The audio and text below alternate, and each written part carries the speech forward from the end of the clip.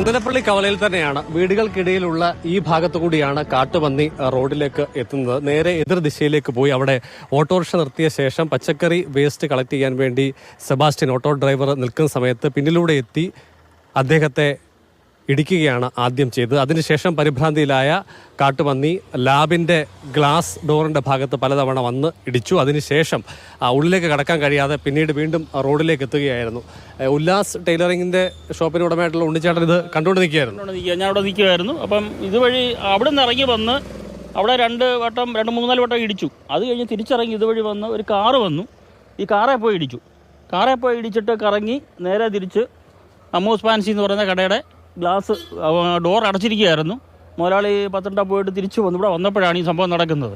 അപ്പോൾ ഡോർ ഇടിച്ച് പൊട്ടിച്ച് അകത്ത് കയറി ഒരു 5-10 മിനിറ്റിനകത്ത് അപ്പം അതിൻ്റെ ശരീരം മുറിഞ്ഞിട്ടുണ്ട്. ബ്ലഡൊക്കെ അകത്ത് കടയ്ക്കകത്തിലുണ്ട്.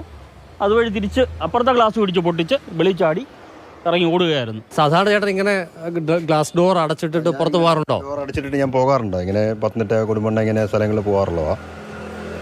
അപ്പോൾ ഞാൻ ഈ ഷട്ടർ ഇടേണ്ട ആവശ്യമില്ല. കാരണം ഇത്രയും സാധനങ്ങൾ ഇങ്ങനെ വെളിയിൽ കിടക്കുന്നത് കൊണ്ട് ഞാൻ ജസ്റ്റ് ഈ ഡോർ മാത്രം ഒന്ന് ക്ലോസ് ചെയ്തിട്ട് പോകാറാ പതിവ്. ഈ വന്ന് നോക്കിക്കഴിഞ്ഞപ്പോൾ ഉള്ളിലെ അവസ്ഥ എന്താണ്? ഞാൻ പത്തനംതിട്ട പോയിട്ട് ഇവിടെ വന്ന് വണ്ടി നിർത്തുകയും പന്നി അകത്തോട്ട് കയറുകയും ഒന്നിച്ചായിരുന്നു.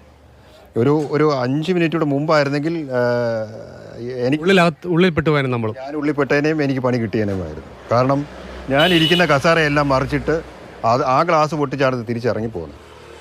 അപ്പോൾ ശരിക്കും എനിക്ക് പണി കിട്ടേണ്ടതാണ്. അത് എന്തോ ഭാഗ്യം ദൈവം കനിഞ്ഞു. കടയ്ക്കുള്ളിൽ ചോരപ്പാടുകൾ കാണാൻ കഴിയുന്നുണ്ട്. ഗ്ലാസിൻ്റെ മുറിഞ്ഞ ഭാഗം ശരീരത്തിൽ കൊണ്ടതിനെ തുടർന്ന് പരിക്ക് പറ്റിയതിനാണ് ഇങ്ങനെ സംഭവിച്ചിട്ടുള്ളത്.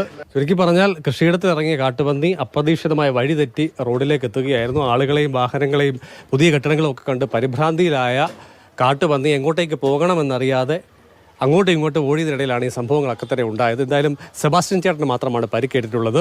അമ്മു ഫാൻസിക്കുള്ളിൽ കാര്യമായ നാശനഷ്ടങ്ങൾ ഉണ്ടായിട്ടുണ്ട്. പരിഹാരം വനം വകുപ്പ് കാണുമെന്നാണ് അറിയിച്ചിരിക്കുന്നത്. CK Abhilal, Mathrubhumi news.